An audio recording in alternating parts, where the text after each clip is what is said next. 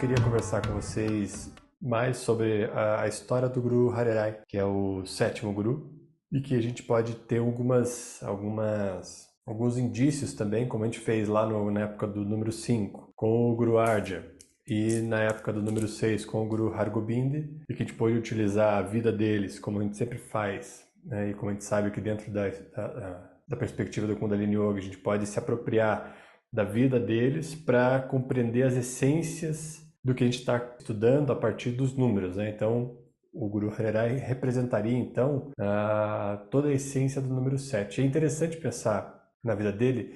Ele, assim como o Guru Hare Krishna, que era o filho dele, não tem assim, tantas histórias mapeadas, assim quanto dos outros gurus. Tem gurus que têm mais histórias aí disponíveis para a gente compreender. Mas o deles não tem assim, a gente tem alguns feitos importantes de cada um deles, mas com esses poucos, digamos assim, com essa pouca referência histórica que a gente tem, pelo menos nos locais que a gente consegue pesquisar, né? Pode ser que dentro da tradição muitas histórias sejam passadas lá de professor para aluno, mas isso não estejam arquivadas em algum lugar. Então, dentro do que é possível a gente acessar na nossa condição, não são tantas histórias como de outros gurus. Por exemplo, o Guru Hargobind tem muito mais história mesmo, tem muito... o Guru Gobind Singh, o próprio Guru Nanak, tem mais referência das trajetórias deles. Mas a gente consegue ter uma compreensão interessante para o que a gente vem estudando a partir do número 7. Então, só para contextualizar, inicialmente, principalmente para quem não conhece a história dos gurus ou não sabe muito bem quem são. Então, existem todos esses grandes mestres da tradição de Guru Nanak, que essa luz de Guru Nanak foi passando de um para o outro e passou por 10 grandes seres até culminar no 11º. E esse 11º é o Guru Granth Sahib, um grande portal de possibilidades. Vocês já ouviram eu falando bastante dessa possibilidade. Só para contextualizar, então no ano passado nós estudamos o Guru Hargobind, que foi o 6º Guru, e no ano retrasado o Guru Arjan, que foi o 5º Guru. O Guru Hari Rai, que é o 7º Guru, ele é neto do Guru Hargobind. Então, nós já estamos aqui numa condição onde a tradição foi passando familiar, por uma trajetória familiar. Todos eles, então, eram conectados por uma ótica familiar, diferente lá dos primeiros, né, do Guru Angad e do Guru Armadas, que eles não eram descendentes de Guru Nanak e nenhum do outro, eles eram discípulos. A corrente foi passada para discípulos. Depois do Guru Ramdas, aí a ótica começa uma trajetória familiar, onde vem de filho, e aí a coisa vai se desenhando ali, chegando no Guru Hargobind.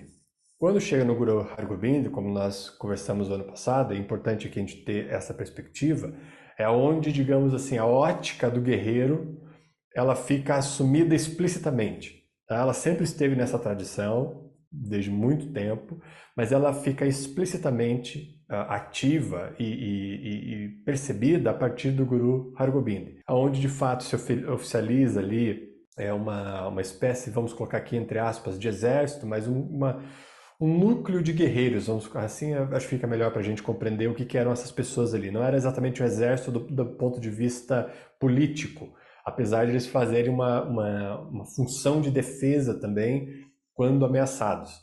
Mas era muito mais na perspectiva de um núcleo de guerreiros e dessa tradição guerreira se preparando para momentos importantes na trajetória da Índia, que aí vai culminar lá no Guru Gobind Singh, onde era necessário toda essa formulação e essa estruturação de algo para que a possibilidade da manutenção dessa luminosidade se mantivesse vigorando na vida e não tivesse sido apagada, assim como tantas outras tradições foram apagadas ao longo da história por esses movimentos políticos e de dominação, que a gente conhece bem na história do mundo. A história do mundo é recheada dessas histórias, né? A humanidade se desenvolveu a partir dessas histórias, e essa é uma tradição muito especial porque ela, apesar de se envolver, e por isso que o Guru Nanak sempre aponta essa necessidade de você estar no meio da vida, ou seja, esse envolvimento com a vida, você se envolve com a sociedade, com a vida acontecendo, dos modelos da vida familiar, cotidiana, social, você não sai da sociedade, você não joga o mesmo jogo que a sociedade, do ponto de vista defasado, com uma névoa de percepção da realidade, está jogando, que é sempre pela manutenção do poder. Então, quando essa tradição decide e permanece no convívio social. Eles, apesar de estarem dentro desse convívio e utilizando as mesmas ferramentas, eles não estão jogando o mesmo jogo. Há uma sutileza de diferença aí na possibilidade. Por isso que essa ideia de um exército ou de um núcleo de guerreiros não é a mesma ótica do que um povo onde há um espírito de dominação e aí há uma noção de exército dentro desse povo. Então, a razão da existência desse exército dentro de um povo que tem um espírito de dominação é diferente da razão de um núcleo de guerreiros ou de um exército, a gente colocar entre aspas aqui, porque não é isso, dentro dessa tradição de Guru Nanak. Então, há uma perspectiva diferente.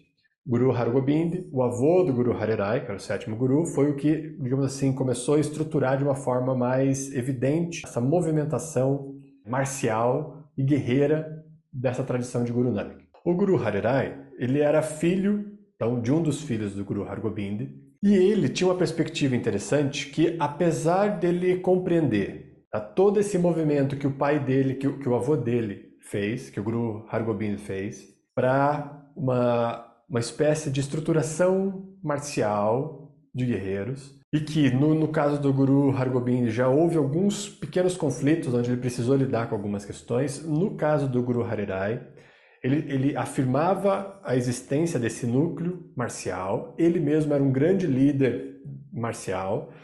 No entanto, a perspectiva filosófica dele de ensinamento era sempre a do diálogo e a do envolvimento, do acolhimento. Tá? E aqui a gente já tem um primeiro indício, que é muito interessante para a gente, sobre a perspectiva da aura. Então, apesar dele estar já no contexto onde o envolvimento e as tensões na Índia estavam aumentando, ele em nenhum momento promoveu ou achou que era a hora adequada para a utilização da força no sentido, inclusive, de defesa. Apesar de ter esse núcleo de guerreiros sempre à disposição e continuando um treinamento. Tá? Então, dentro da tradição do Guru Nanak, existem diversos contextos, vamos chamar aqui de linhagens, e dentro dessa linhagem guerreira, o Guru Hari Rai, apesar de falar que não era o momento de ninguém tomar uma atitude em relação a esse movimento de guerra, naquele momento ali, tempo e espaço onde ele viveu, ele manteve essa tradição viva e em pleno treinamento. Só que a perspectiva dele era do acolhimento sempre através do diálogo. E aqui a gente pode compreender, fazendo esse paralelo que eu comentei inicialmente, esse primeiro contexto de relação com a aura. Porque a nossa aura, apesar de ela ser esse campo de envolvimento e estar muito relacionado com a ideia de proteção também, que nós já comentamos aí nas aulas passadas, assim como um grande núcleo de guerreiros estaria também à disposição da proteção, a aura é uma proteção transparente. E aqui há uma diferença sutil em relação a isso. Ela é uma proteção que ela não precisa defender para existir. Ela é uma proteção que ocorre a partir da afirmação daquilo que se é, e não pela defesa. O fato de você defender algo não necessariamente é um problema, mas a perspectiva do número 7 não é a partir da defesa da estrutura do ambiente territorial onde a aura domina, onde a sua própria aura está presente, e sim a partir da afirmação daquilo que se é. Então ele se afirmava a partir do que ele era, e essa afirmação era a própria proteção dele. Mesmo que ele mantivesse lá os núcleos de guerreiros em pleno treinamento, como eu comentei aqui anteriormente. Apesar dessa manutenção do núcleo de guerreiros, do núcleo marcial da tradição, ele promoveu sempre o diálogo e sempre se movimentou entre as tradições de modo a acolher todas as diferenças, ao ponto de ele se relacionar, se não me engano, com o irmão do imperador da época, que havia sido capturado e havia sofrido alguns ataques e estava debilitado na sua saúde, assim, na estrutura física. Não lembro exatamente qual foi o ferimento que ele teve, mas o próprio Guru Hari Rai ajudou o irmão do imperador, que estava pressionando toda a tradição naquele momento. Ele mesmo, pessoalmente, ajudou a curar o irmão do imperador e eles trocavam muitas conversas, inclusive. Veja, o irmão de alguém que estava começando a criar alternativas para tentar um domínio mais intenso, o Guru Hari Rai acolhia essa família de modo até eles continuarem discutindo questões filosóficas. Até porque esse irmão do imperador tinha uma perspectiva sufi interessante e diz que eles trocavam muito diálogo interessante a partir do ponto de vista da espiritualidade. Então ele foi acolhendo cada povo e ele foi responsável, assim como o Guru Hargobind, a inserir diversos outros santos no Guru Granth Sahib. Dele mesmo não tem nenhum texto, então a gente não tem nenhum Bani, nenhum Shabad conhecido do Guru Hari Rai, mas ele adicionou pessoas e santos de outras tradições em forma de acolhimento com textos dentro do Guru Granth Sahib. Isso também representa um tanto, né, do que a gente vem conversando, que representa a nossa aura.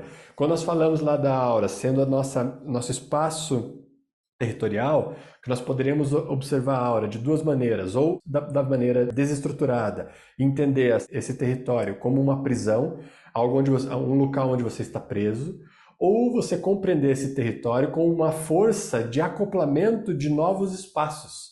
Lembra? Nós comentamos disso. A aura tem essa possibilidade. Ou você se sente preso dentro da sua própria aura, e isso se torna uma prisão, então esse local onde você está se torna uma prisão, ou você, a partir da fortaleza da sua aura, acolhe novos territórios. E o Guru Hari Rai foi um grande exemplo nessa promoção do acolhimento de novos territórios. Então ele sempre acolheu novas possibilidades e ele inseriu novas possibilidades, inclusive na tradição inteira. Então, num primeiro momento, essa parte de inserir novas pessoas, outros santos de outras tradições, ou seja, acolher novos territórios do ponto de vista espiritual, para a tradição de Guru Nanak, então ele inseriu novas pessoas nesse contexto, e também do ponto de vista social. Então nós poderíamos dizer que o Guru Hari Rai, ele foi um grande ativista do seu tempo, onde esse conceito ainda não era muito promovido, não havia esse conceito de ativismo, mas ele era um ativista do seu tempo, sem nenhuma manifestação grosseira. Então ele foi um grande exemplo e uma grande inspiração de sutileza e de cuidado, e de amorosidade, que a aura também é. Então a aura é esse acolhimento amoroso. Então quando você chega perto de uma pessoa que tem a aura forte, tá? Perceba, você se sente amorosamente acolhido, porque a aura tem a capacidade de envolver e de abraçar como um abraço muito carinhoso. Você se sente muito bem recebido perto de alguém com uma aura intensa e forte, fortalecida, tá? Que não tem questões, que não tem dramas, que não tem essa comoção toda. Quando você está perto de uma pessoa dessa, você se sente muito acolhido. E a aura envolve. E aí a aura com o Parco 3 é um tipo de acolhimento ainda que aquece. Então você se sente aquecido por esse envolvimento. E era isso que o Guru Hari Rai fazia. Ele acolhia e ainda aquecia as pessoas, cuidava das pessoas. Esse acolhimento, a partir do cuidado e desse cuidado de amorosidade, que é um calor, e que é um calor que cuida, e que cuida para manter saudável. Pensando aqui no saudável, como o Akal promove a questão da saúde, né? De você se tornar inteiro. Então, o Guru Hari Rai, a partir desse cuidado, desse envolvimento que a aura pode ter como concepção do que a gente vem estudando, para novos territórios, para ampliar as possibilidades, ele começou a cuidar das pessoas. Então, ele foi um grande ativista, por exemplo, da perspectiva da saúde. Hoje a gente tem aqui no Brasil o conceito do SUS. Então, um tipo de movimento para a saúde que em tese precisa ser gratuito e disponível para qualquer pessoa. Então, ou seja, qualquer pessoa recebe a mesma qualidade de saúde, independente da sua origem, independente da sua estrutura financeira. O Guru Hari Rai, no seu tempo, há alguns bons anos atrás aí, já tinha implantado esse mesmo sistema lá no Punjab, onde ele criou vários hospitais, onde as pessoas eram atendidas de graça e todas elas recebiam o mesmo tratamento. Ele implementou isso e promoveu que a tradição continuasse promovendo esse tipo de iniciativa. Você era tratado de graça e, não, no caso da Índia, não interessava a casta, porque lá era um problema muito grave, ainda é até hoje, essa questão da divisão das castas. Então, nesses espaços de acolhimento para cuidar da saúde, as pessoas que estavam necessitadas, precisando, elas recebiam todo o suporte para a saúde mesmo, de graça, independente da sua origem. Então o Guru Hari Rai trabalhou muito na promoção da saúde gratuita para as pessoas, nesse acolhimento que pode cuidar. Da mesma forma, fez isso com os animais. Então ele iniciou um movimento de hospitais, na época eram chamados de santuários, mas eram como se fossem hospitais para cuidar de todos os animais que estavam machucados, e eles eram cuidados, resgatados e devolvidos para a natureza. Então eles ficavam lá nesse espaço até o momento onde eles poderiam estar bem, e aí depois eram soltos de volta para o seu habitat natural. Então também promoveu esse acolhimento em relação aos animais. Em relação às plantas, ele tinha um cuidado tão grande, e aí esse também é o símbolo da aura. A aura, quando ela se move, ela não machuca ninguém. Uma aura fortalecida, por estar completamente limpa e livre do seu passado, não machuca os outros. Então não fica reagindo de modo a machucar os outros. E essa também era uma grande inspiração do Guru Hari Rai. Então tem muitas histórias contando que ele andava com extremo cuidado nos locais onde ele andava, seja nas plantações, porque ele também promoveu um incentivo muito alto para a agricultura, já falo disso também. Seja em qualquer lugar que ele andava, ele cuidava muito. Então, nem as roupas que ele usava, ele deixava que elas batessem nas plantas ou nas flores, de modo a machucar as flores. Cuidava onde ele pisava para não machucar nenhum ser vivo. Então, ele sempre estava atento e cuidando para que nenhum movimento da sua própria pessoa criasse um nível de dor em outra pessoa. E essa também é a estrutura da aura. Uma aura fortalecida, ao se locomover no mundo, não causa dor e sofrimento para ninguém. E sim cria um espaço de cuidado, de acolhimento e de calor amoroso que pode promover para cada um que se sente nesse local uma oportunidade de se reconhecer inteiro, estar em saúde, de ser inteiro, integral. Então ele também promoveu esse tipo de exemplo, e ele foi um grande exemplo, inclusive para esse núcleo guerreiro. O fato dele ser tão cuidadoso e tão amoroso com cada ato, com cada pessoa que ele encontrava, e com as plantas e com os animais, ele foi uma grande inspiração, inclusive para esse núcleo guerreiro, para compreender esse nível de compaixão e qual era a altura aonde é possível você ter uma inspiração marcial, mas que não seja a partir do ponto de vista equivocado. Que a gente já comentou bastante lá no número 6, qual é a ótica do guerreiro. Então, o nível de compaixão, de transbordamento daquilo que ele era, do grande amor que ele era, que a gente aqui nesse ano está chamando de perdoar, né? Então, o transbordamento de nível máximo do que ele era traduzido literalmente em compaixão em qualquer lugar que ele estava. Então, ele foi um grande exemplo dessa perspectiva, inclusive, como eu comentei, para esse núcleo marcial mesmo. Ele também promoveu que as pessoas também aprendessem a plantar. Então ele também teve uma perspectiva na parte da agricultura de um incentivo muito alto na agricultura e nas plantações de plantas medicinais. Ele tinha essa preocupação com o cuidado dele, era muito alta. Uma aura fortalecida, que é repetido algumas vezes ao longo dessa conversa, ela promove o cuidado. E é por isso que, na nossa perspectiva de estudo, com a correlação com o número 7, e o maior sentido que nós temos falado nesse ano, do número 7, ser o perdão, mas o perdão num transbordamento de nível máximo, da essência, esse tipo de acolhimento é o mais elevado grau de transbordamento que cada um de nós pode ter. Quando você olha para a vida, e a partir lá do olhar do 3, que faz par com o 7, que nós comentamos aí nas aulas passadas, pode enxergar a beleza e o sagrado em tudo. Isso era promovido, e esse era a grande inspiração de Guru Hari Rai para todas as pessoas com qual ele convivia. Então ele promoveu sempre esse espaço de acolhimento, de integração de territórios, inclusive também enviando muitos estudiosos da tradição de Guru Nanak para outras regiões da Índia, para que esse ensinamento fosse compartilhado com outras pessoas. Então promoveu também essa troca muito grande entre outras tradições, para que, a partir dessa troca, algo novo pudesse acontecer. E esse foi o grande exemplo da vida de Guru Hari Rai. Ele sempre promoveu essa possibilidade de que outras coisas pudessem surgir, seja no âmbito da agricultura, seja no âmbito da saúde, seja no âmbito do cuidado com as pessoas. Então, uma maneira de a gente fortalecer a aura, a partir do exemplo de vida do Guru Hari Rai, seria caminhar para a vida, acolhendo cada manifestação, cuidando de cada situação, para que a nossa própria aura se fortalecesse a partir do cuidado que a gente tem em relação à vida. Tanto que você tem de amor para a vida, nesse sentido de cuidado, de amorosidade, de acolhimento, e de querer que a vida faça parte de você, é o tanto a mais que a sua própria aura vai se fortalecer e criar um nível mais elevado ainda de relaxamento sobre aquilo que você é. Então, quanto mais você acolhe, mais você ama a vida e mais você quer que a vida esteja inteira, né, saudável, seja no âmbito das plantas, dos animais e dos humanos. Esse movimento em direção ao externo, como a aura é externo, o movimento que a aura faz de relacionamento com o externo, promove um campo de fortaleza interno. Então essa poderia ser uma grande lição que a gente poderia ter a partir da vida dele, de olhar para a vida e a partir do acolhimento das coisas que acontecem, há um nível de fortaleza interno em que você vai relaxar ainda mais sobre aquilo que você é e poder transbordar ainda mais. Porque quanto mais relaxado, maior o nível de transbordamento daquilo que você é. Então é uma relação que se aumenta a partir dessa própria troca, assim como a aura. A aura, a partir da troca fortalecida, ela cria uma amplitude maior. E ao criar uma amplitude maior, um maior movimento, um maior ambiente de possibilidades de transformação. Então a gente poderia pensar na história do Guru Hari Rai nesse sentido.